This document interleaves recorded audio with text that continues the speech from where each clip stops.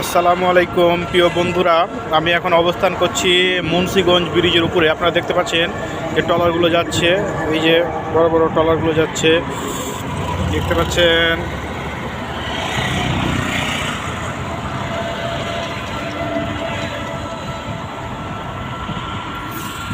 সূর্য ডুবো ডুবো ভাব।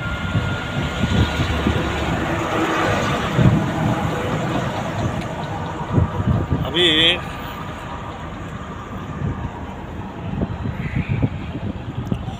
ওই যে যেটা দেখা যাচ্ছে ওটা হচ্ছে কিন্তু সিমেন্টের কারখানা, সব ইন্ডাস্ট্রিজ এলাকা আর কি, নদীর ধারে।